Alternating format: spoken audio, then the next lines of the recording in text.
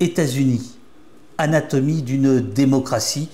Nous sommes enfin, grâce à Super Robin, notre infiltré belge, qui a tout réglé, mais alors de main de maître. Et vous savez quoi, le 1er novembre, en Belgique aussi, c'est férié, ce qui veut dire que j'ai réveillé ce pauvre Robin, il me maudit, j'en suis désolé.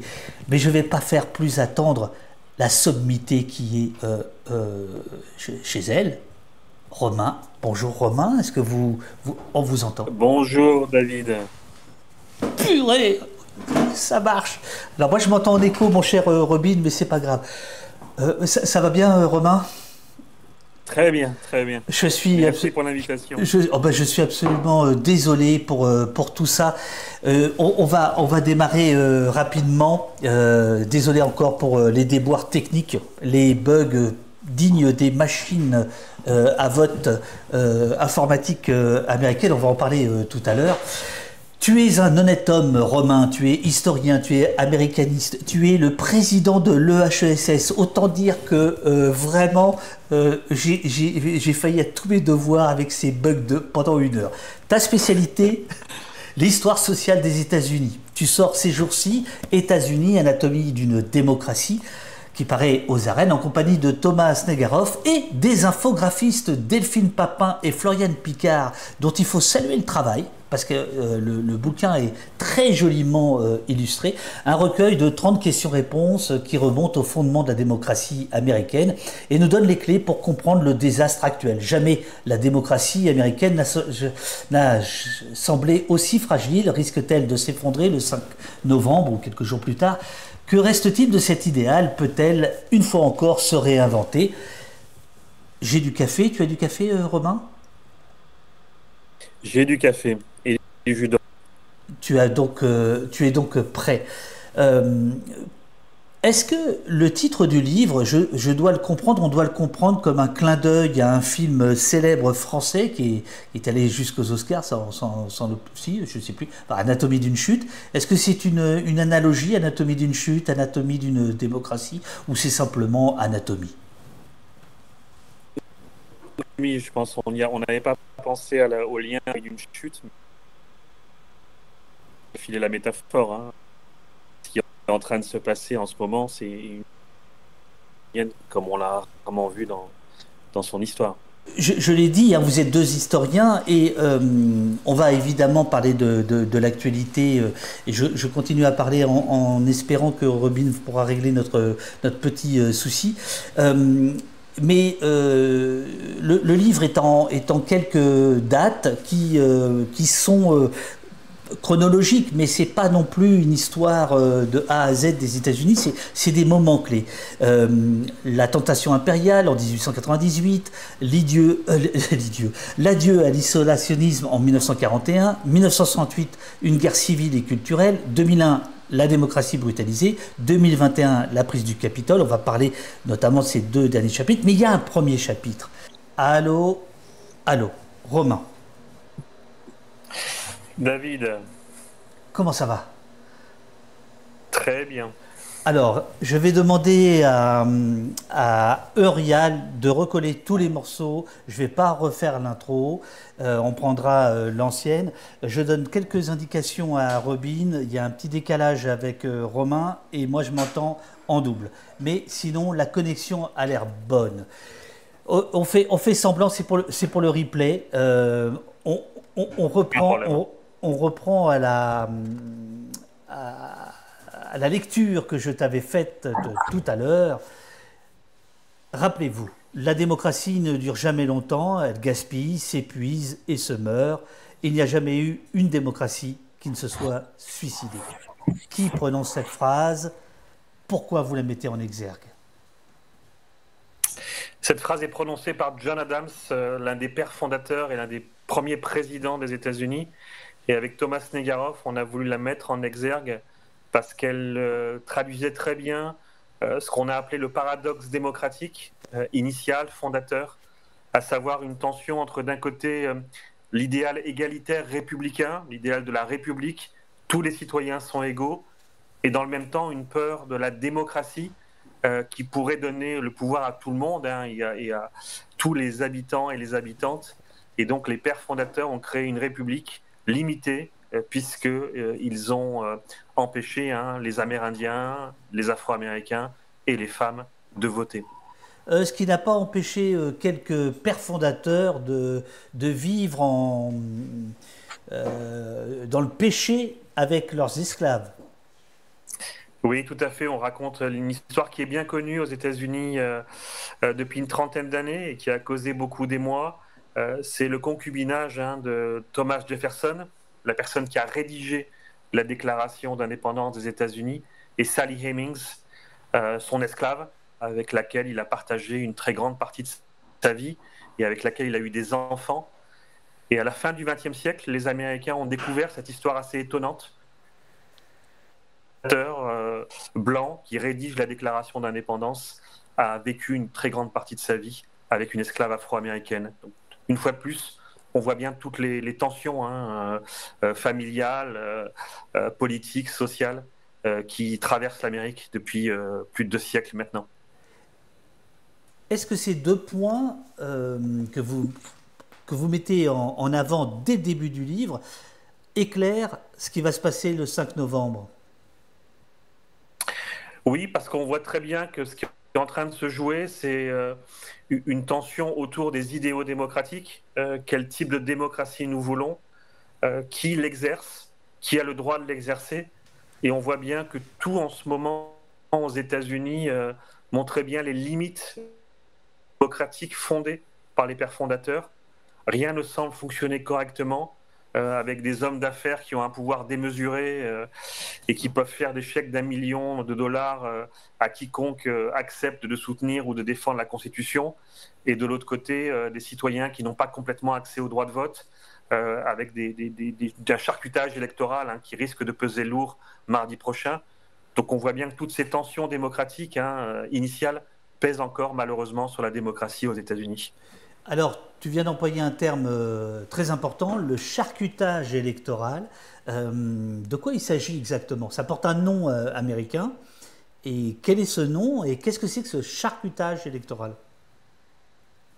On appelle ça le gerrymandering, qui consiste à saucissonner en quelque sorte les circonscriptions. Et depuis une vingtaine d'années, extrêmement habiles, les républicains ont tout fait pour redécouper les circonscriptions dans les États et faire en sorte que ce redécoupage, ce qu'on peut appeler un charcutage de manière plus péjorative, facilite l'élection de candidats républicains. Et on voit très bien que dans une série d'États clés, la Géorgie notamment, ce redécoupage pourrait peser très très lourd mardi prochain, puisqu'il pourrait permettre à Donald Trump de l'emporter. Mais qui l'a décidé ce charcutage électoral? C'est Trump quand il était au pouvoir? C'est Joe Biden? C'est plus ancien? Non, c'est plus ancien, ça se fait au niveau du Congrès, donc des députés qui ont mis en place ces stratégies pour redécouper les circonscriptions électorales et permettre aux candidats républicains au Congrès de l'emporter. Alors, on fait un tour par l'histoire, parce que tu es historien, parce que ce livre, en 30 questions-réponses, ouais, nous permet peut-être pas de tout comprendre, comme dit l'éditeur, mais de comprendre beaucoup de choses. Et alors, il y a un point qui, moi, m'est très cher, dont vous parlez, page 16, c'est la séparation des pouvoirs aux États-Unis, qui a été très longtemps assurée par le système check and balance. Alors, est-ce que tu peux nous dire ce qu'est ce système et en quoi, aujourd'hui, ce système de contre-pouvoir semble à terre? C'est un système qui a été voulu par les pères fondateurs, qui étaient très sensibles à la lecture des Lumières, Lumières écossaises, Lumières françaises, ces grands savants, ces grands intellectuels qui ont réfléchi à la démocratie et qui ont fondé comme principe essentiel de la démocratie la séparation des pouvoirs. Le pouvoir législatif, exécutif et judiciaire devaient être séparés, et on a mis toute une série de garde-fous assez complexes qu'on détaille dans le livre, permettant cette séparation. On ne peut pas intervenir dans le pouvoir de l'autre. Et ce qui permet à la démocratie de survivre, c'est qu'il y a précisément une séparation des pouvoirs. Aujourd'hui, on a le sentiment que cette séparation est de plus en plus floue, hein, et que les différentes composantes, hein, incarnant le pouvoir aux États-Unis ont tendance à empiéter les uns les unes sur les autres. Le pouvoir judiciaire, par exemple, il est très frappant de voir que lorsque Trump était président, il est régulièrement intervenu, hein, dans toute une série d'affaires en cours où il a pris position pour des affaires, voire des affaires le concernant comme président des États-Unis. Et là, il y a bien évidemment une violation, hein, de ce principe de la séparation des pouvoirs, qui est la seule garantie constitutionnelle permettant à une démocratie de fonctionner normalement. Mais comment, historiquement, on peut expliquer qu'il y ait un tel piétinement des fondamentaux de la démocratie? Comment se fait-il que Trump soit si peu inquiété finalement? Il est entouré d'affaires, mais il n'y a rien qui l'inquiète physiquement. Là, il a été condamné, hein, il est condamné, il y a toute une série d'affaires en cours, on n'a pas laissé les choses se faire. La justice, c'est un temps très long, et Trump l'a bien compris, les gens autour de lui ont compris que la justice, c'était un temps extrêmement long, et lui vit dans un temps immédiat, hein, le temps des réseaux sociaux, des chaînes d'infos en continu, etc. Et il utilise parfaitement cela, hein. À chaque fois, il est capable d'attaquer l'institution judiciaire, hein, et les institutions judiciaires, de manière très brutale, très rapide, sachant très bien que de toute façon, il y avait toute une série de possibilités pour lui d'éviter des condamnations. Et donc, cela facilite très largement, hein, cette manière qu'il a, parfois, en toute impunité, hein, en tout cas l'impunité elle est valable pendant quelque temps, de piétiner ainsi les fondements de la Constitution des... Il y a, page 129, cette question des contre-pouvoirs qui est également abordée. Alors là, pour le coup, c'est le chapitre sur la prise du Capitole. On va y revenir longuement tout à l'heure. Mais au détour de ce qui s'est passé, vous écrivez avec ton co-auteur, aujourd'hui, les juges de la Cour suprême apparaissent plus préoccupés par les guerres culturelles que par la défense du droit constitutionnel et de la jurisprudence. Qu'est-ce que vous voulez dire par là? Qu'est-ce qui se joue le 5 novembre? Ce qui se joue le 5 novembre, c'est l'interprétation même de la Constitution des États-Unis. Il y a un clivage très fort en cours aux États-Unis sur l'interprétation de la Constitution, et ses conséquences sont majeures pour les citoyens et les citoyennes aux États-Unis. Pour prendre un seul exemple, il y a une question simple qui est posée régulièrement aux juges de la Cour suprême. Est-ce que les pères fondateurs avaient inclus dans le texte originel le mariage homosexuel? Est-ce que les pères fondateurs avaient inclus dans les textes constitutionnels? Deux points majeurs aujourd'hui, hein, deux points de débat aux États-Unis. On a d'un côté des conservateurs autour de Trump qui disent qu'il faut revenir au texte originel. Et à aucun moment, les pères fondateurs n'avaient bien évidemment pensé à légitimer le mariage homosexuel ou la sécurité sociale. Et donc, ils défendent une position qu'on appelle originaliste. Tout est dans le texte d'origine. Et il ne faut surtout pas faire dire au texte qu'il ne dit pas.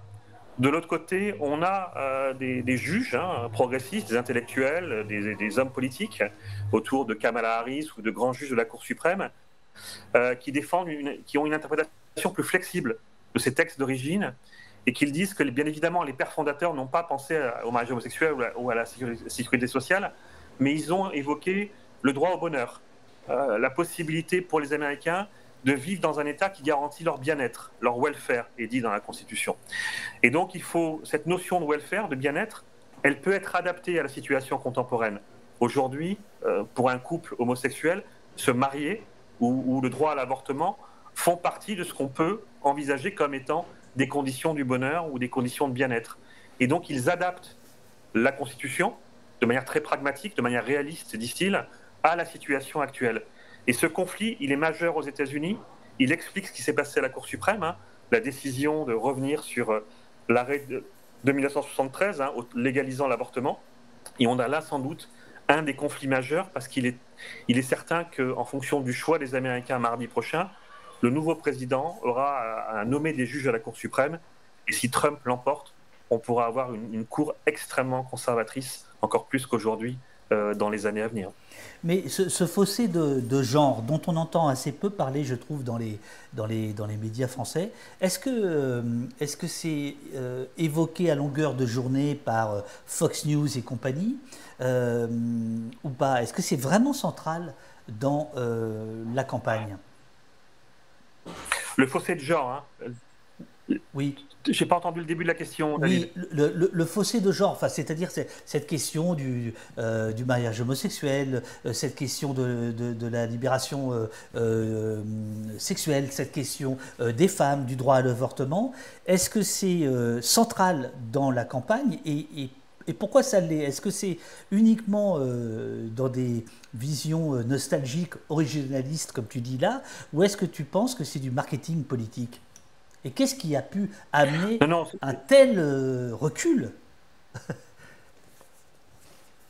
il y a une tension très forte, hein, autour de ces questions de genre, hein. On voit très bien que chaque candidate, hein, se positionne de manière très forte autour de cette question-là. Trump adopte une posture extrêmement dans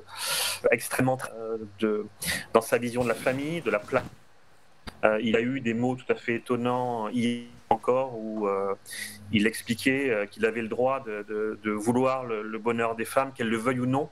Qu'elles le veuillent ou non, hein. Donc des mots qui ont beaucoup choqué aux États-Unis, des mots qui aujourd'hui et demain, hein, seront bien évidemment débattus dans la presse et ailleurs. Et il défend une posture plus viriliste, hein, une posture masculiniste.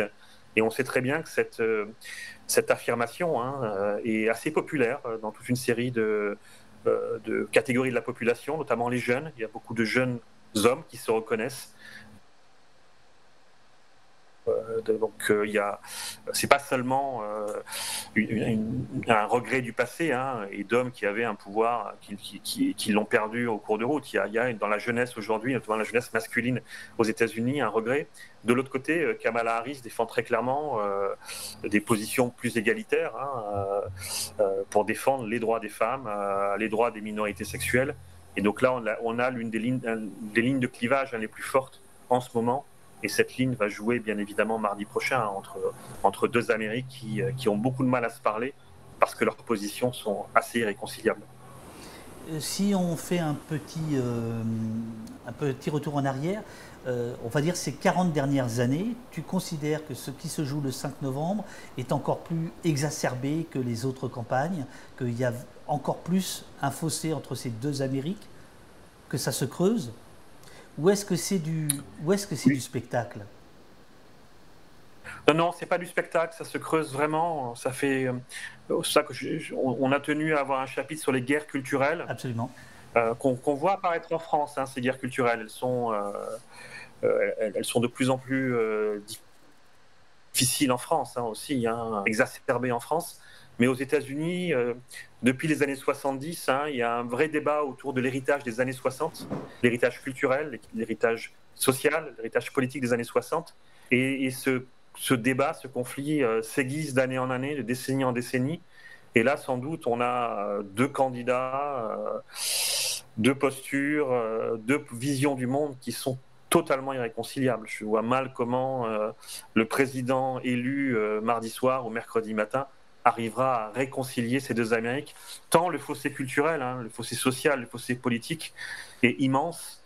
Et pour m'intéresser aux États-Unis depuis une trentaine d'années maintenant, je dois avouer que j'ai jamais entendu un fossé aussi large et une tension aussi forte entre ces deux visions de ce qu'est l'Amérique. Alors effectivement, il y a ce chapitre passionnant, comme tous les chapitres, c'est vraiment un super bouquin, je le redis, richement illustré par deux infographistes. Il y a donc ce chapitre sur les années 60, hein, et sur ce que Sarkozy appellerait en France la culture 68, etc. Donc c'est Nixon, hein, qui va être le premier à donner des coups de butoir, etc. Mais ce que je n'arrive pas tout à fait à saisir, c'est que Kamala Harris ou Trump, ils sont très jeunes dans les années 60. Je veux dire, aujourd'hui, ceux qui débattent des années 60 l'ont assez peu vécu et pourquoi c'est à ce point une pomme de discorde. C'est quand même vieux maintenant les années 60, ça a plus de 50 ans. Comment ça se fait que cette pomme soit si dure à avaler par les conservateurs? Parce que les guerres ont alimenté, les guerres culturelles, David, ont alimenté l'idée que tout avait démarré dans les années 60. Oui. Tout, pour reprendre la question du mariage homosexuel ou de droits des minorités, tout s'enclenche dans les années 60. La Cour suprême devient très favorable à ces questions individuelles, de droits des individus, de droits des minorités. Droit qui est aujourd'hui remis en cause par l'actuelle Cour suprême, de manière très forte. Et sur l'ensemble des thématiques, l'avortement, la musique, sur la culture aux États-Unis, il y a l'impression que tout a dérapé. Avec une Amérique qui commence à ne plus se retrouver dans un socle commun et qu'on est toujours dans l'affrontement. Et quand on entend les discours, quand on juxtapose les discours des uns et des autres, on voit bien que ces guerres culturelles ont de beaux jours devant elles. Est-ce que c'est exagéré de dire que Trump a profité dans sa vie aussi des mœurs dissolues des années 60? Tu vois ce que je veux dire, c'est que parfois il y a quand même un immense paradoxe, on va en parler avec les milliardaires dans quelques instants, c'est-à-dire comment on peut à la fois être avec Jeff Bezos, avec Elon Musk, et puis faire croire qu'on est là pour les ouvriers, mais sur les mœurs par exemple, Trump n'aurait pas pu être Trump s'il n'y avait pas eu les années 60. Non? Non, mais bien sûr, Trump, certaines se souviennent peut-être, c'est un héros du film Celebrity de Woody Allen, et à l'époque, dans les années 90, il n'est pas du tout vu comme un paragon de vertu et le sauveur des mœurs aux États-Unis. Donc, je suis entièrement d'accord avec toi. Il y a une reconversion en quelque sorte de Trump, mais qui plaît. Aux États-Unis, on a beaucoup cette idée de renaissance, notamment dans les milieux évangélistes, d'être born again, de renaître à nouveau. Et en quelque sorte, beaucoup croient que Trump est born again en 2016, c'est-à-dire qu'il s'est réinventé. Lui qui avait des mœurs dissolues, lui qui traînait la nuit à New York et ailleurs dans les années 80-90, qui était ce qu'on appelait les Golden Boys à l'époque, fils à papa qui passaient leur nuit dans des soirées et des fêtes. Finalement, il s'est réinventé. Il a reconstruit cette image du sauveur de l'Amérique. Sur Internet, on peut trouver des sites ou des propos qui font de lui le sauveur d'un complot pédophile mondial, d'un Trump qui va sauver les enfants du monde entier. Donc il y a une réinvention de Trump, très intéressante, qui est incompréhensible vu de France, vu d'Europe. On a du mal à comprendre comment les Américains peuvent se faire berner par ce personnage, mais beaucoup croient à cette rédemption et croient que Trump, précisément parce qu'il avait une vie dissolue, est capable de réinventer l'Amérique. Il sera capable de sauver le pays du désastre dans lequel l'a plongé les années 60. Tarfif dans le chat nous dit « Monsieur Huré parle d'une Amérique polarisée et irréconciliable. Pourtant, Harris et Trump ne se retrouvent-ils pas dans l'absence d'une remise en cause fondamentale du système capitaliste ?» Je suis d'accord. C'est assez intéressant. Il y a très peu pour cette campagne, il y a très peu de remise en cause du système capitaliste, alors qu'on l'avait vu précédemment avec Bernie Sanders, qui est un socialiste aux États-Unis, chose assez rare, et qui avait mis l'accent sur les structures du capitalisme comme accélérateur des tensions sociales, des tensions économiques. Et cette année, et je pense que peut-être les démocrates risquent de le payer très cher mardi prochain, l'absence de primaire a empêché finalement cette aile du Parti démocrate, l'aile plus à gauche du Parti démocrate, de se faire entendre et de rappeler que pour comprendre Trump et pour comprendre cette évolution très inquiétante de la démocratie, il y a un moteur, et que ce moteur, c'est le capitalisme, et qu'il a très largement permis au système de devenir le monstre qu'il est aujourd'hui. On va parler de la violence qui est consubstantiel à la société américaine. On retrouve ça beaucoup dans votre livre. Mais je voudrais revenir un petit instant sur les contre-pouvoirs. La presse a été un contre-pouvoir aux États-Unis absolument incroyable. D'ailleurs, dans la Constitution, je crois que c'est l'article 1, enfin, je veux dire, c'est voilà, la liberté de la presse.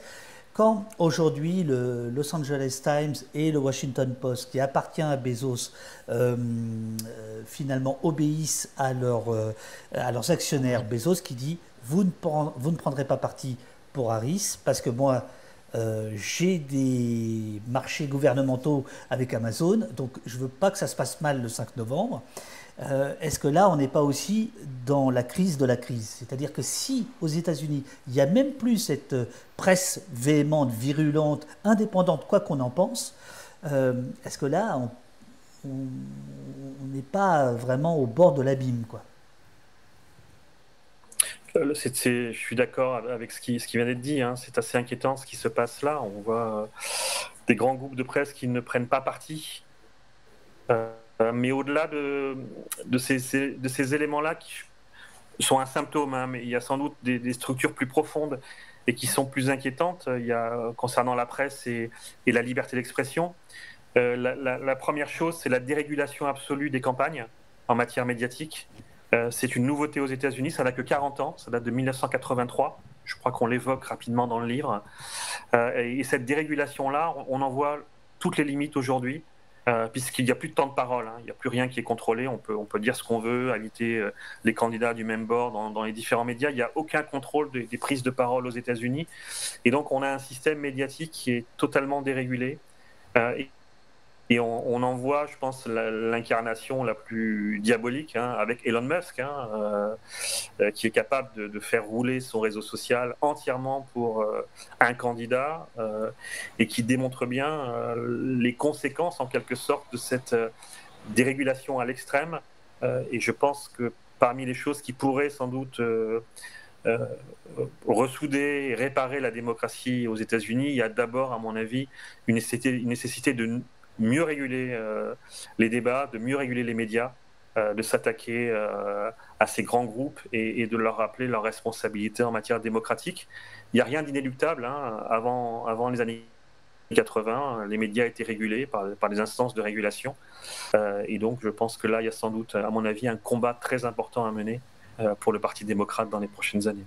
Sur la question de l'argent dans les campagnes, on a coutume de dire que c'est de plus en plus cher, etc. Alors, il semblerait qu'il y ait 2 milliards du côté de Kamala Harris et 600 millions du côté de Trump, hein, je crois, en somme sonnante et trébuchante, puisqu'après il y a tout ce que tu viens de dire, c'est-à-dire qu'il n'est pas valorisé, mais effectivement, si tu as un réseau social comme X pour toi, c'est beaucoup d'argent. Mais question toute simple, est-ce que ces sommes suivent l'inflation ou il y a vraiment une inflation tous les 4 ans du pognon investi? Il y a une inflation qui est liée à la polarisation. Ouais. C'est-à-dire que dans la mesure où aujourd'hui l'élection va se jouer dans 10 États et on peut dire dans une quarantaine de comtés, hein, c'est comme si en France, 40 villes moyennes aux États-Unis faisaient l'élection. Et donc ça oblige tous les partis à mettre toutes des sommes considérables dans ces États clés et dans ces comtés.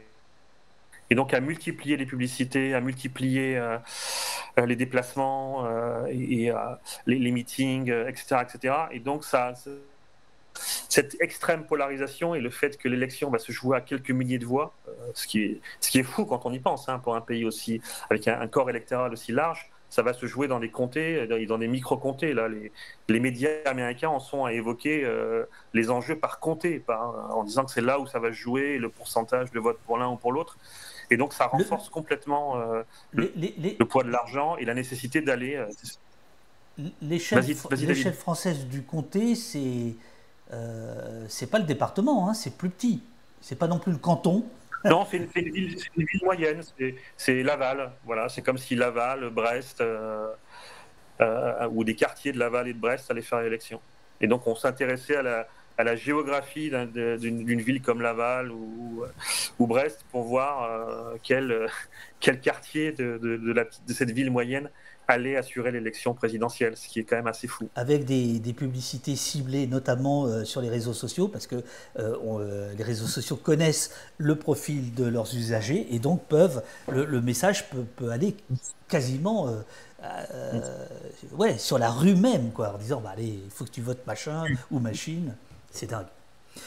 Vous rappelez que Clinton, elle avait 3 millions de voix de plus que Trump. Et pour autant, c'est lui qui devient président pas de la République, mais président des États-Unis. Est-ce que tu peux expliquer le comptage électoral qui permet ce genre de choses? Alors, aux États-Unis, ce qui compte, c'est de remporter les États et de remporter les grands électeurs. Chaque État a un certain nombre de grands électeurs en fonction de sa population. Pour l'emporter, il faut 270 électeurs au moins. Les deux candidates peuvent compter aujourd'hui sur environ 200 grands électeurs. Il y a des votes qui sont acquis. L'État de New York, la Californie,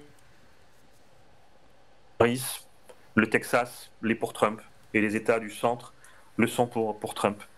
Et donc chaque candidat part avec une base de 200-210 grands électeurs. Il en manque 60. Il faut aller les chercher pour l'un ou pour l'autre. Et donc ça explique que l'élection se concentre aujourd'hui sur 7 États dans lesquels le nombre de grands électeurs va être déterminant. Et parmi ces 7, on sait très bien qu'un État comme la Pennsylvanie va jouer un rôle essentiel. C'est l'État qui fera basculer sans doute l'élection, puisque la Pennsylvanie possède 19 grands électeurs, et on sait très bien qu'aucun des candidats ne pourra gagner l'élection sans gagner la Pennsylvanie. Ce qui veut donc dire que l'élection va se jouer en grande partie en Pennsylvanie, et si on réduit la focale, va se jouer dans quelques comtés en Pennsylvanie. Comment se fait... Système électoral, finalement, puisque... Vas-y, oui. Non, vas-y, continue. On t'écoute. Non, ce que je veux dire, c'est que sans doute, d'après toutes les projections, Kamala Harris va l'emporter en termes de voix, comme Hillary Clinton, comme Joe Biden, mais perdra peut-être l'élection parce que dans tel comté de Pennsylvanie ou de Géorgie, il va y avoir une bascule de voix en faveur de Donald Trump.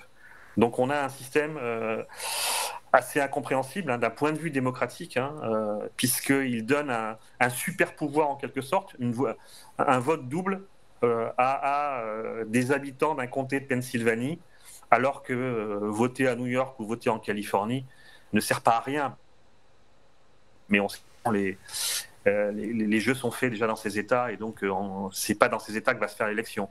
Donc il y a un vrai problème démocratique qu'il faudra un jour ou l'autre que le pays se saisisse très sérieusement pour éviter un malaise et un scénario à nouveau catastrophique où on va avoir plus d'électeurs pour un candidat, mais finalement c'est l'autre qui va l'emporter.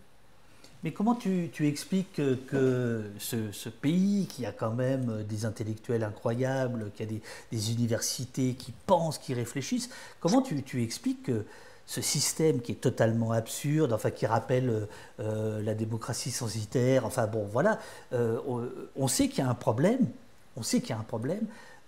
pourquoi ça ne déborde pas dans le débat public et pourquoi les Biden, les Obama, etc. n'ont pas pris ça à cœur?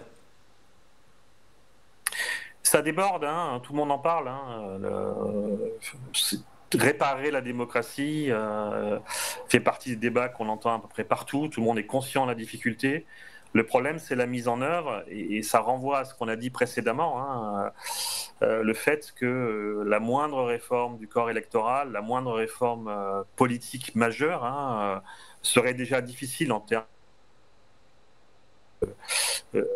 institutionnels et constitutionnels, ça prendrait évidemment, mais verrait un lever de bouclier des donateurs, et notamment les donateurs les plus riches qui verraient d'un mauvais œil ce changement des pratiques électorales, et donc dans un système totalement dérégulé d'un point de vue financier aussi, puisqu'il n'y a pas de limite aux donations des grands groupes et des entreprises. Je vois mal une quelconque réforme pouvoir passer la barre du Congrès et ensuite de la validation dans les États. Donc malheureusement, je crains que cette aberration démocratique continue à avoir de beaux jours devant elle. Il y a des questions sur les grands électeurs, donc je fais un petit retour en arrière. Il y a Jeanne Debric qui nous dit les grands électeurs ne suivent pas la volonté des électeurs. Et il y a Labelline qui te demande mais comment sont élus les grands électeurs. Il y a quelqu'un d'autre qui dit c'est une démocratie encore plus indirecte que chez nous. Et juste sur ce point-là, les grands électeurs, comment...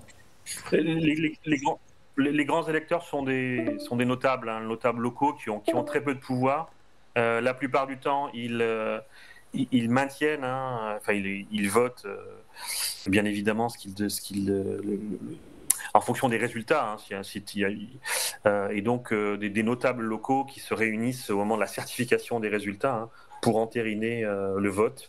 Mais il n'y aura pas de surprise en quelque sorte. C'est-à-dire que si un candidat est élu, les grands électeurs suivront bien évidemment le choix de la population. Mais je suis d'accord pour dire que ce système-là est tout à fait étonnant et vraiment incompréhensible aujourd'hui et de plus en plus critiqué, c'est certain. Google est en train de nous dire que dans 15 minutes, cet appel va se terminer. Alors, je t'enverrai un autre lien pour recommencer. Je voudrais aborder, je sais que tu as jusqu'à midi, pas plus. Je voudrais aborder un chapitre que j'ai trouvé particulièrement éclairant, c'est celui sur 2001. Évidemment, le 11 septembre 2001. Mais en fait, vous nous faites mesurer combien ce qui s'est passé là a bouleversé l'Amérique sur le plan qui nous intéresse aujourd'hui, c'est-à-dire la démocratie, la démocratie qui est malade. Et notamment, vous revenez sur la culture de la violence qui est centrale aux États-Unis. Martin Scorsese l'a documenté, a fait des films magnifiques là-dessus. On est tous plus ou moins fascinés par tout ça. Mais là, il y a plus de fascination à avoir. Je me permets de citer page 104, aujourd'hui. En plus de 2 millions de soldats qui composent l'armée de réserve et d'active, 16 millions d'anciens combattants vivent sur le sol états-unien. Ces 18 millions de personnes qui servent ou ont servi sous les drapeaux sont insérées dans de vastes réseaux familiaux économiques. Elles sont également très présentes dans l'espace public. Tout cela finit par avoir des conséquences sur la démocratie. Depuis 20 ans, le champ politique est traversé par une violence tout à fait exceptionnelle. J'embraye ? Vas-y, embraye. Oui, comme j'entendais pas. Non, je suis entièrement d'accord avec ce qu'on a écrit.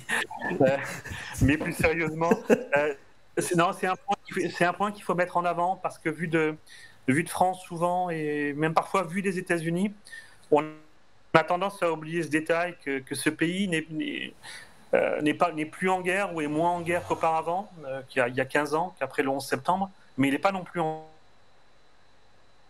extérieur, parce qu'il y a encore beaucoup de troupes américaines, hein, dans le monde entier, mais aussi à l'intérieur, parce qu'il a connu un cycle qu'on a bien connu en Europe, hein, au moment des guerres mondiales, qui est le retour des anciens combattants. Et donc ce pays a connu et connaît encore aujourd'hui un retour massif d'anciens combattants. 16 millions, c'est énorme, hein, 16 millions de personnes qui ont parfois eu du mal à se réinsérer dans la vie sociale quand ils ont quitté l'armée. Qui ont connu des très grands épisodes dépressifs. Il y a eu beaucoup de suicides dans l'armée, on le rappelle dans le livre. La crise des opiacés, qui a été cette épidémie de drogue, hein, aux États-Unis, qui a sévi et qui continue encore aujourd'hui à avoir des conséquences, a affecté beaucoup d'anciens combattants. Et donc on a une population qui est très fragilisée, hein, par ce poids du militaire. Et qu'on qualifie dans le livre de brutaliser, hein, avec l'idée force que la guerre brutalise à l'extérieur, mais elle brutalise aussi à l'intérieur. C'est-à-dire qu'on ne reste pas indemne. Un pays ne peut pas envoyer des millions de soldats combattre à l'étranger et croire que le retour va bien se passer. Et là, on le voit aux États-Unis, la rhétorique est très guerrière. On veut tuer les ennemis, on parle de fascisme. Tout est fait pour que le discours politique soit d'une violence extrême. Il y a eu des tentatives d'assassinat de Donald Trump, il y a une violence omniprésente. Et il y a eu le 6 janvier, un épisode tout à fait étonnant, qui a vu des hommes et des femmes, je tiens à le souligner, il y avait aussi des femmes présentes parmi les émeutiers, qui ont pris d'assaut un bâtiment public, comme ils savaient le faire, comme ils avaient été entraînés à le faire dans des guerres précédentes. Et très vite, ensuite, on s'est aperçu, hein, que la plupart des émeutiers avait en effet servi en Irak, en Afghanistan auparavant, et donc savait manier les armes, savait prendre des bâtiments publics, ce qui explique que la militarisation dans le pays a des conséquences très fortes, et pas seulement à l'extérieur, mais aussi à l'intérieur du pays. Oui, mais on pourrait dire que l'assassinat de présidents américains ou de figures publiques, je pense à Malcolm X, Luther King, évidemment Kennedy, etc., et d'autres, c'est presque une tradition américaine. Qu'est-ce qui fait qu'aujourd'hui, c'est une autre échelle? Alors, c'est une tradition américaine à chaque fois que le pays est engagé dans une guerre.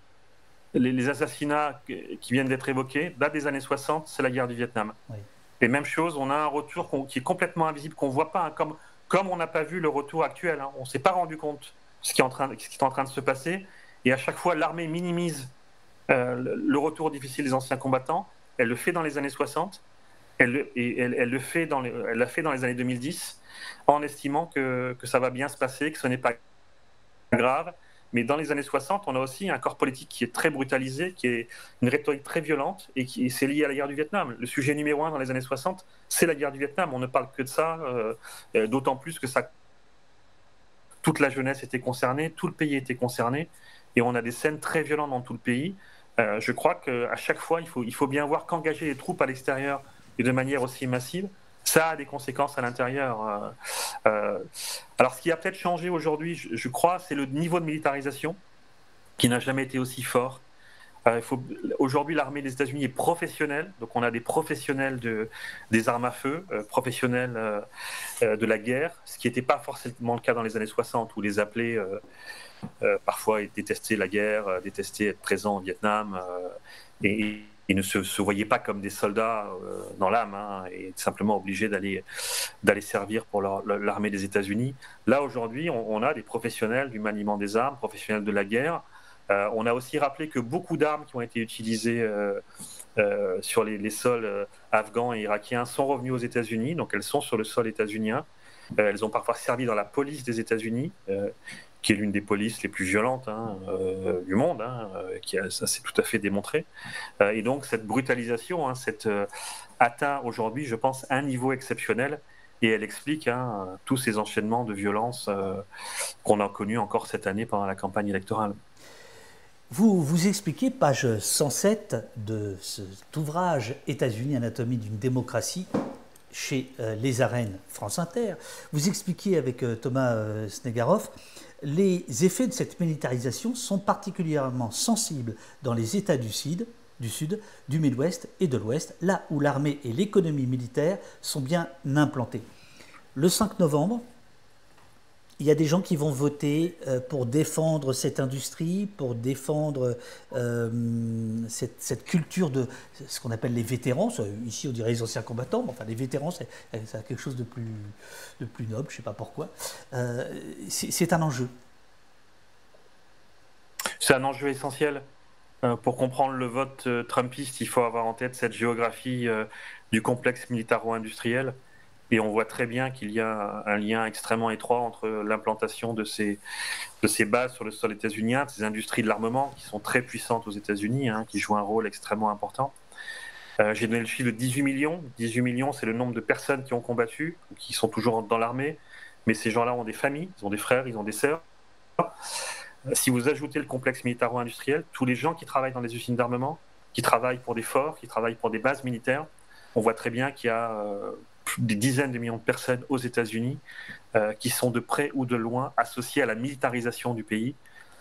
Et dans ce cas-là, on comprend parfaitement à quel point l'argument très militariste de Trump, il suffit de voir ces clips de campagne où les soldats sont très présents et l'armée, l'ordre militaire reste extrêmement présent, pour comprendre à quel point la militarisation est un enjeu essentiel pour comprendre ce qui va se passer mardi prochain.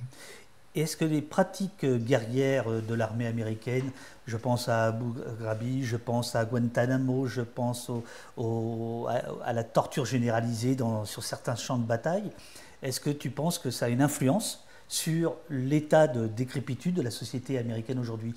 Est-ce que ces gens réimportent, ça peut être d'ailleurs des souffrances, des mal-être par rapport à ça, ou au contraire une fierté, mais en tout cas ça pose problème, ou ou là, on va trop loin? Non, je pense que la violence est extrême, hein, la violence verbale est extrême. On a comparé la population de Porto Rico à une poubelle. On prépare un plan massif de déportation.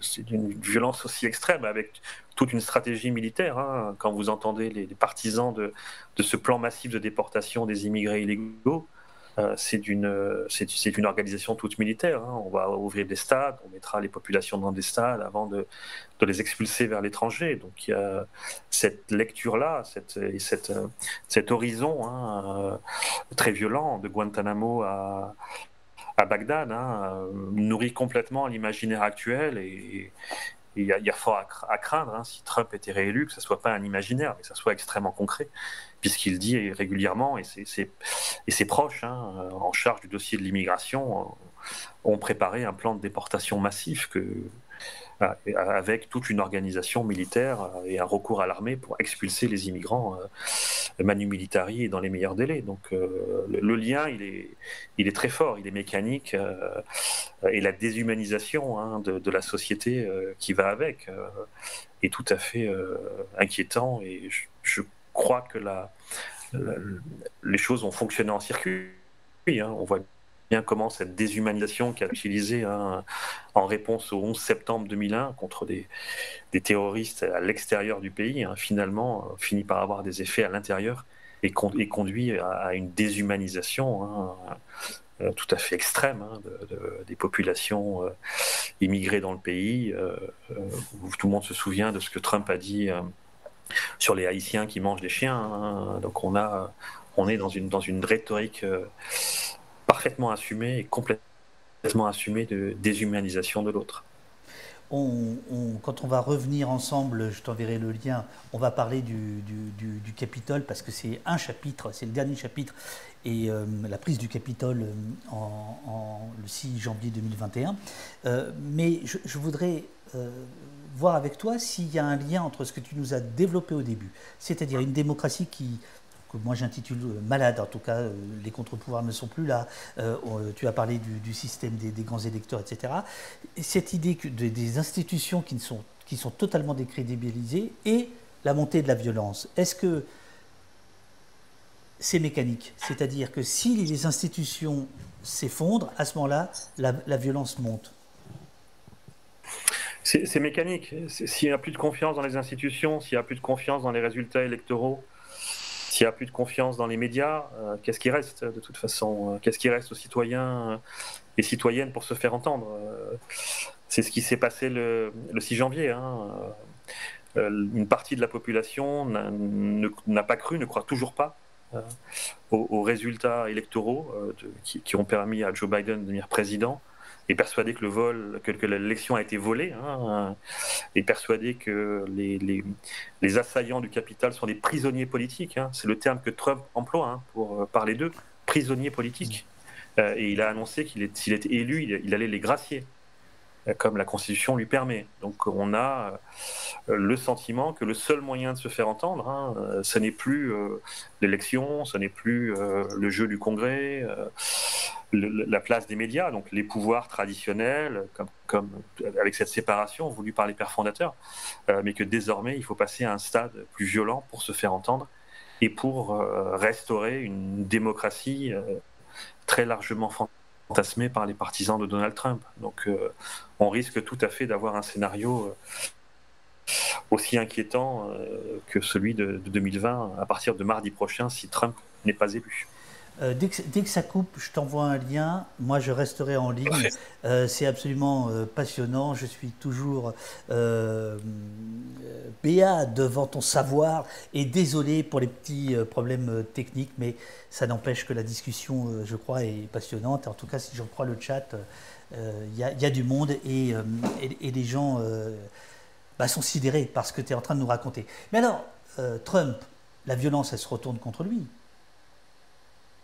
Il n'y a pas un moment où le mec se dit il faudrait que j'arrête de jouer avec le feu, non? Non, parce qu'il est persuadé de défendre la démocratie originelle. Tout dans son programme renvoie à sa conception de la démocratie des pères fondateurs. Il veut rétablir les droits de douane, comme les pères fondateurs l'avaient mis en place. Il a demandé à Elon Musk de supprimer l'État central, l'État fédéral, l'État bureaucratique qu'il déteste. Donc il devrait confier à Elon Musk, s'il est élu, une mission pour faire disparaître cet État, comme cet État a été fait au tout début aussi de la démocratie. Donc on a pour lui, cette violence qu'il agite est nécessaire pour revenir à la démocratie des origines. Le Capitole. Le Capitole, c'est la même chose que Trump. C'est ce que vous nous rappelez. C'est que les gens qui ont fait l'assaut sur le Capitole, ce qui nous semble être un acte antidémocratique, l'ont fait au nom de la démocratie, au nom des pères fondateurs. Tout à fait, c'est toute l'ambiguïté de ce qui s'est joué le 6 janvier qui est extrêmement grave d'un point de vue démocratique et dans l'histoire des États-Unis, c'est un événement tout à fait exceptionnel puisqu'il a transgressé l'un des plus importants rituels aux États-Unis qui est le rituel de la transition démocratique.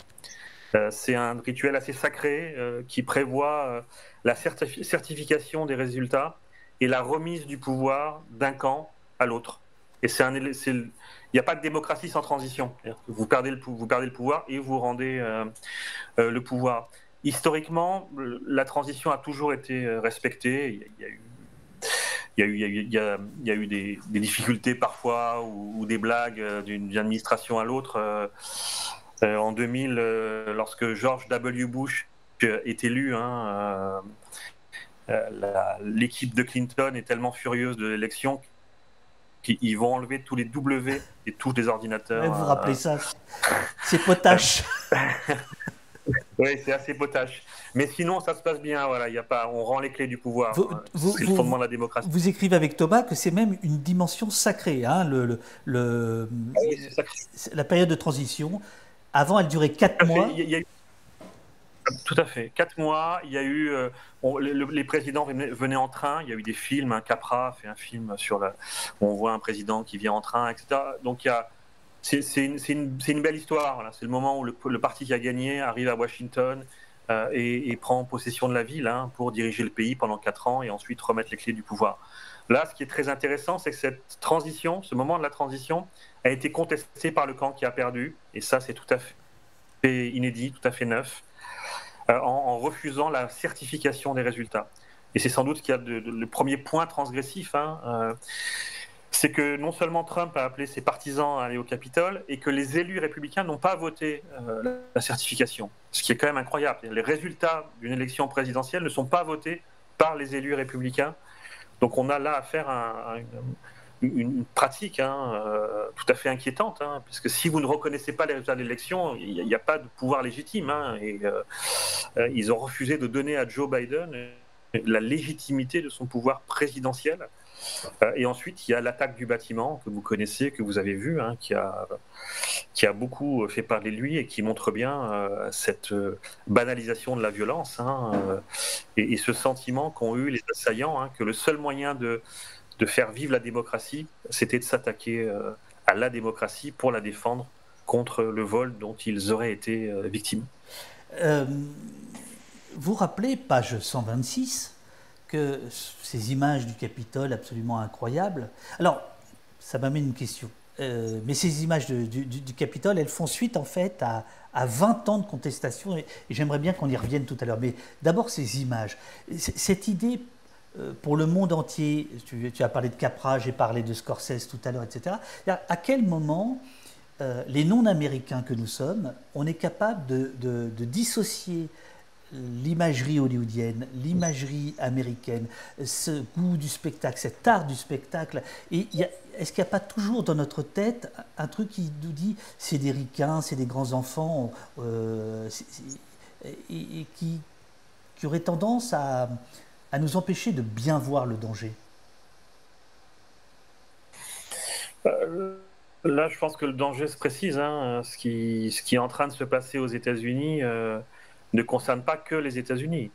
On voit très bien que toute cette dérégulation économique, médiatique, financière, cette banalisation de la violence politique, de la rhétorique contre les immigrés, contre ses ennemis politiques, hein, se banalise très fortement aux États-Unis. Moi, je le dis toujours, Trump m'intéresse pas beaucoup. Ce qui m'intéresse, c'est le Trumpisme.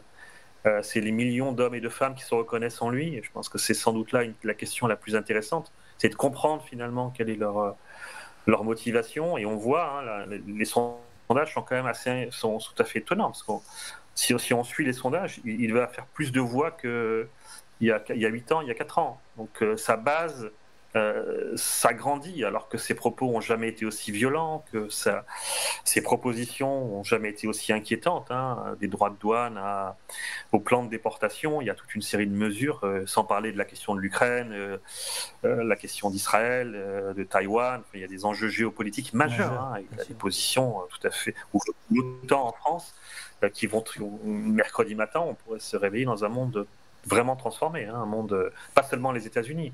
Donc je trouve que là, il y a vraiment intérêt à regarder ce qui se joue, hein, ce qui est en train de se passer pour la France, mais aussi. Roland dans le chat nous dit qu'il a lu que Trump aurait engagé des bataillons d'avocats pour contester le résultat des élections. Si c'est le cas, à quoi s'attendre? À des mois de procédure, à une procédure extrêmement longue. Tout est prêt de toute façon. Ils ont en effet des batteries d'avocats, ils ont beaucoup de gens qui vont observer de très près la démocratie aux États-Unis et le pays est à la fois très moderne et très archaïque en matière de procédure électorale. Et c'est regrettable, hein, de cette manière, que les démocrates ne soient pas saisis de cette question quand ils étaient au pouvoir. On va encore avoir ces images tout à fait incroyables de longues files d'attente. Mardi, on verra les Américains attendre pendant des heures pour aller voter, avec sans doute des du vote en matière d'inscription, etc. Donc, elle est loin d'être modèle. Hein. Tu l'as rappelé, David, mais il y a eu beaucoup de contestations depuis 20 ans des résultats. Chaque résultat quasiment est contesté pendant longtemps, soit en justice, soit après coup. Donc on a un nouveau paradoxe, une démocratie qui devrait être exemplaire, mais qui est loin de l'être. Et là, face à un candidat aussi virulent et des soutiens aussi virulents que le sont Trump et ses partisans, on risque d'avoir plusieurs semaines de contestation des résultats s'il venait à perdre mardi soir. Et à ce moment-là, la vacance du pouvoir, elle s'organise comment? Non, il faut que les résultats soient certifiés début janvier. Donc on aura comme en 2000, s'il y a eu des malversations, ça sera à la Cour suprême éventuellement de faire comme elle a fait en 2000. Puisque c'est elle qui avait entériné la victoire de George W. Bush. Hein. Vous vous souvenez, en Floride, il y avait une contestation du résultat, et la Floride, à l'époque, faisait l'élection, et finalement, c'est la Cour suprême qui avait arbitré. Si c'était le cas, ça ne serait pas une bonne nouvelle pour les démocrates et pour Kamala Harris. En 2000, écrivez-vous, il a fallu attendre plusieurs semaines l'arrêt de la Cour suprême, Bush versus Gore, pour que le candidat démocrate Al Gore cesse de mettre en doute la victoire de son adversaire républicain. En 2008, Barack Obama a été accusé de ne pas être né aux États-Unis. Donc en gros, il n'aurait pas été légitime.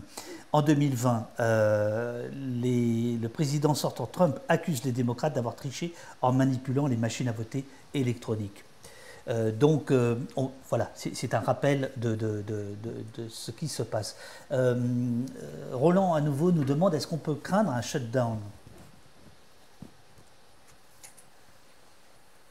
Je ne sais pas s'il y aura un shutdown. Ce qui est certain, c'est que il n'y aura pas de shutdown immédiat puisque le budget a été voté. Mais de toute façon, les semaines à venir vont être très compliquées. Elles le seront si Trump est élu, puisqu'il annonce un plan massif de transformation de l'État fédéral, hein, ce qu'il appelle l'État profond, qu'il déteste, hein, puisqu'il pense que les fonctionnaires ont empêché à son premier mandat de réussir. Hein. Donc il veut mettre un terme à cette fonction publique aux États-Unis en démocratie et l'État fédéral.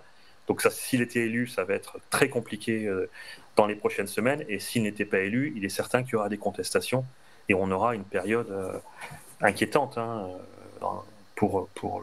à la fois pour les États-Unis, mais je pense pour le reste du monde, parce qu'il faut voir que ça risque la vacance du pouvoir pourrait profiter à certaines personnes dans le monde pour avancer leurs pions. Je pense à l'Ukraine, Taïwan ou autre. Donc tout le monde va regarder de manière très très vigilante ce qui se passe mardi soir. Et bien sûr, c'est pourquoi, très modestement, on s'intéresse à ça aussi, parce qu'on sait bien que ça a des répercussions mondiales. Les plans dont tu parles, c'est le Project 2025, c'est ça? Alors, il y a ce projet qui est un grand projet de transformation de la démocratie et de la politique aux États-Unis, avec lequel, pour l'instant, il aurait pris ses distances. Mais il y a des choses très concrètes. Il a la mission confiée à Elon Musk est identifiée. Elon Musk a dit qu'il était prêt à l'accepter. Et là, il s'agit de réfléchir à une transformation en profondeur de l'État aux États-Unis, que les libertariens comme Elon Musk, bien évidemment, détestent. Ils détestent cet État, ce monstre étatique. Mais Donald Trump le déteste aussi, et on sait bien que l'État joue un rôle, il est moins important aux États-Unis qu'en France, mais il joue un rôle aussi très important en matière de protection de l'environnement, en matière de droit social, même s'il est limité. Il y a des programmes sociaux qui sont liés à l'État, en matière d'éducation, même si c'est limité. Il y a néanmoins une série de programmes qui permettent aux plus jeunes et aux plus défavorisés de faire des études. Donc il est évident que ce sera un séisme majeur si Trump allait au bout de sa volonté de casser l'État et de revenir au petit État minimal de la fin du XVIIIe siècle. L'écologie serait en effet une des grandes perdantes si Trump arrive au pouvoir, puisqu'il a tout de suite annoncé que lui, c'était le pétrole, le pétrole, le pétrole, quoi. Donc il continue. La dérégulation, oui. C'est ça. Tu parlais de Musk à l'instant, et Sanseverina te demande d'expliquer, si c'est possible, le revirement de Musk, d'abord démocrate. Est-ce que c'est de l'opportunisme? Est-ce que c'est sa bipolarité? Est-ce que c'est autre chose? Alors il y a un facteur personnel que vous connaissez peut-être. Musk il a eu des difficultés avec son fils, l'un de ses fils qui a changé de sexe. Donc il explique qu'il a pris conscience à ce moment-là des dangers de l'idéologie qu'il qualifie de wokiste, qui finalement pervertit les cerveaux, et ça explique son soutien à Donald Trump.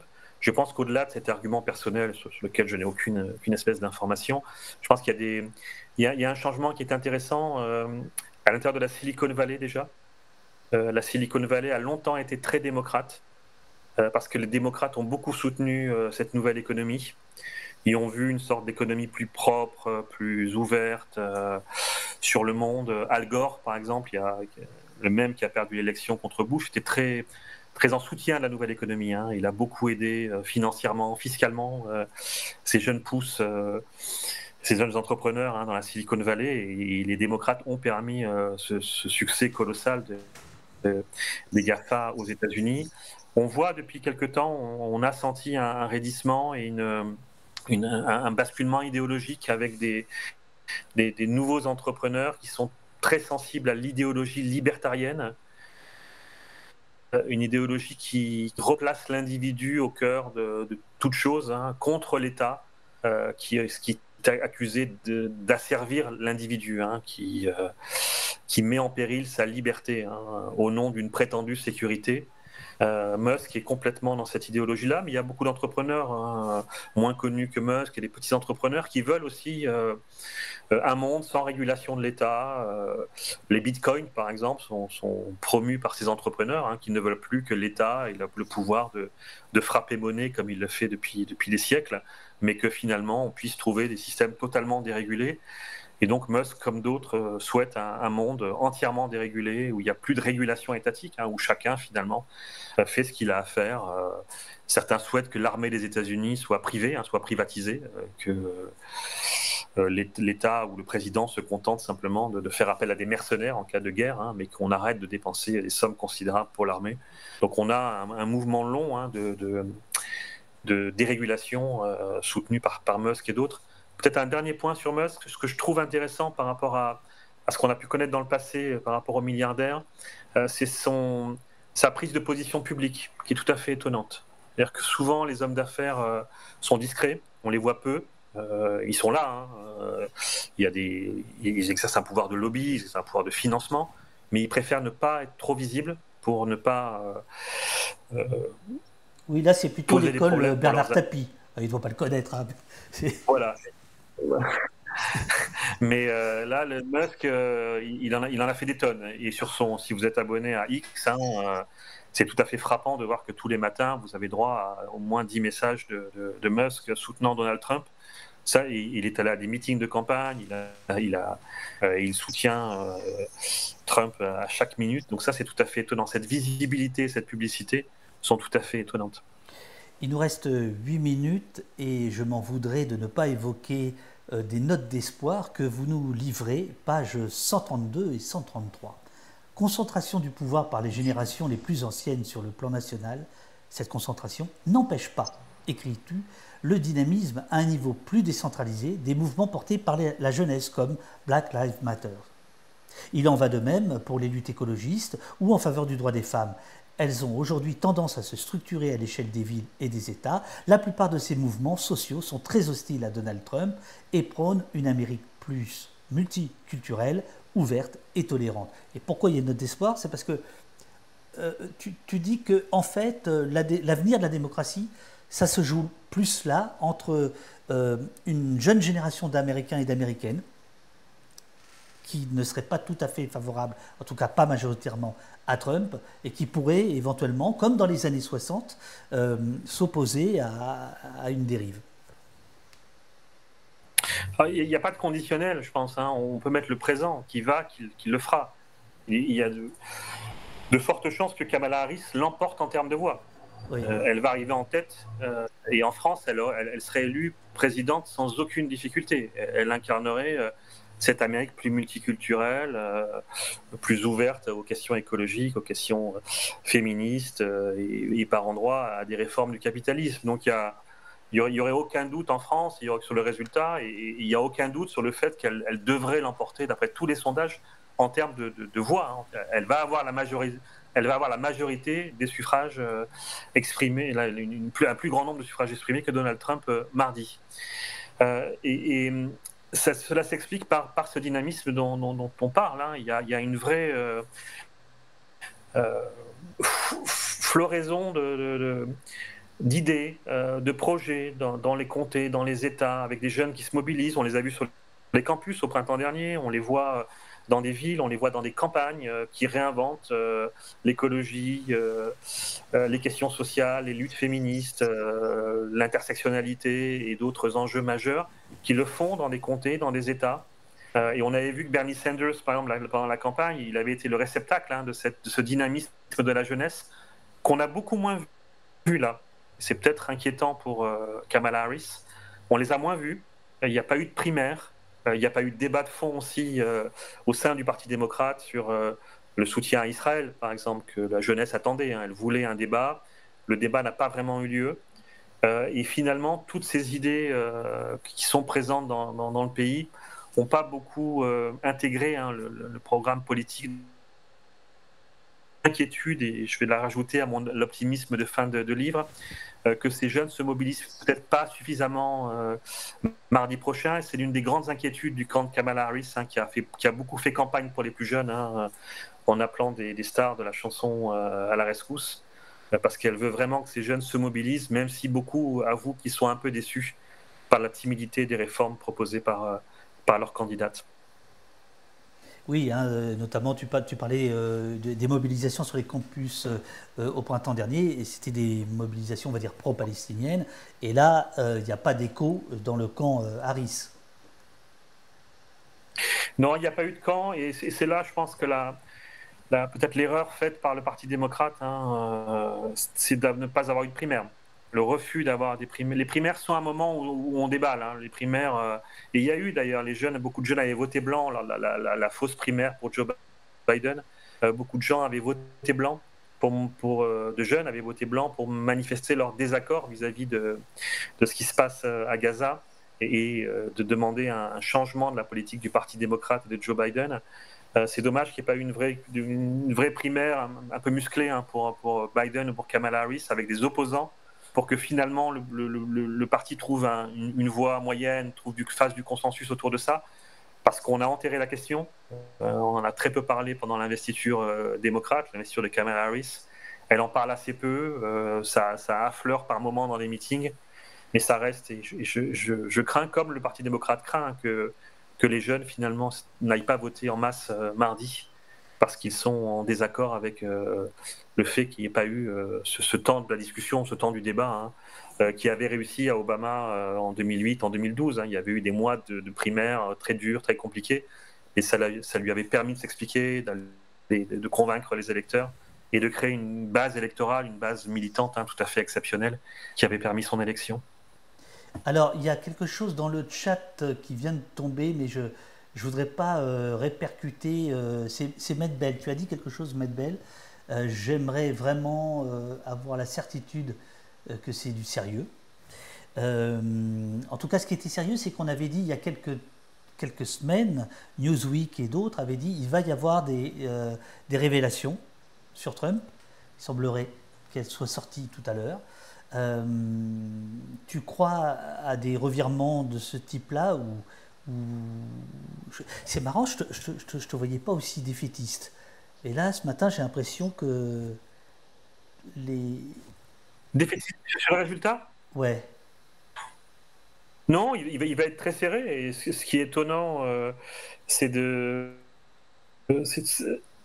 on n'arrive pas à comprendre comment il peut être aussi serré après tout ce qu'on a entendu. Enfin, c'est ça qui est tout à fait étonnant, et que, comme en 2016, en 2016, il faut bien voir que Trump a fait exploser tout le savoir en études politiques. Je veux dire, tous les livres de sciences politiques écrits par des générations de spécialistes des États-Unis ont explosé parce que personne ne pouvait penser qu'un candidat disant de telles horreurs sur les Mexicains, les femmes, les pauvres et le reste pouvait être élu, et il a été élu.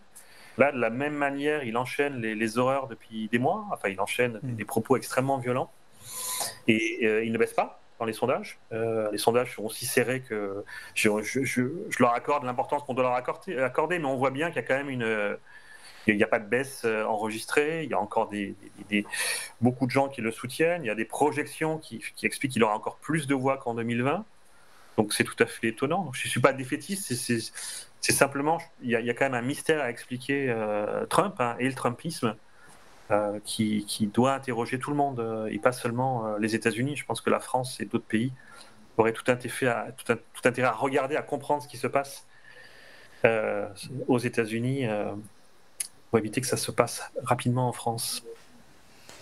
Alors en effet, sur The Daily Beast, il y a des enregistrements de Jeffrey Epstein concernant Trump à la Maison Blanche, mais je ne connais pas la teneur de ces échanges, donc je n'en parle pas. Je vais laisser chacun aller écouter quelle est la nature de ces échanges, mais voilà, ce serait la surprise d'octobre. Tu avais entendu parler de ça ou pas ? Oui, bien sûr, on ne l'avait pas eu, donc elle arrive le 1er novembre. Mais je n'ai pas entendu ces enregistrements, mais voilà, on attendait la surprise d'octobre. Voilà, ça vient de tomber, effectivement, 1er novembre, 3h54 du matin, j'imagine. C'est sur The Daily Beast. Daily Beast, pardon. Dernier petit point, où est-ce que le 5 novembre, on peut suivre ça, d'après toi ? Où est-ce que c'est le plus intéressant de suivre ces élections ? Bon, sur les sites des grands journaux aux États-Unis, je pense qu'il faut regarder ces sites-là, à mon avis, qui sont de très grande qualité. Le journalisme, tu l'as dit, il y a un journalisme qui est de plus en plus touché par les fusions, la naissance de grands groupes, mais ça reste quand même un journaliste de très très grande qualité aux États-Unis. Absolument. Ils sont souvent très méticuleux, et je pense même une chaîne comme CNN fait un remarquable travail de décryptage des discours de Trump, des fausses informations et du reste. Et ils ont beaucoup de travail à faire. Et je trouve que finalement, le journalisme aux États-Unis, malgré les étonnantes décisions des journaux dont tu as parlé, ont quand même été à la hauteur de ce qui se joue. C'est pas facile. Trump est difficile à couvrir. Il y a eu beaucoup de débats. Est-ce qu'il faut le laisser parler ? Est-ce qu'il faut diffuser ses meetings ? Est-ce qu'il faut diffuser des extraits de ses meetings avec des propos qui sont souvent violents, insultants pour des minorités, insultants pour des individus qui entrent dans le cadre de la loi ? Et je trouve que finalement, les journalistes ont essayé dans des conditions difficiles. Il faut voir, par exemple, ils sont tout le temps insultés pendant les meetings. Hein. Ils sont pendant les meetings de Trump, ils sont au même endroit, c'est-à-dire comme souvent, on les parque dans un endroit et il fait en sorte de les faire insulter pendant le meeting. Il y a un moment, il va s'en prendre à eux, parfois nommément. Il cite des journalistes qui ont écrit des articles qu'il n'a pas aimés et personnes sur place, hein, les meetings sifflent, hein, insultent les journalistes qui sont présents dans la salle. Donc, une dérive assez inquiétante. Mais malgré ça, je trouve que ils ont fait du bon travail. Donc, il faut aller les écouter, regarder les différentes chaînes pour voir ce qui va se passer mardi soir. Mon cher Romain, je sais que tu dois nous quitter. C'était absolument passionnant. Une dernière fois, toutes mes excuses pour les petits déboires techniques.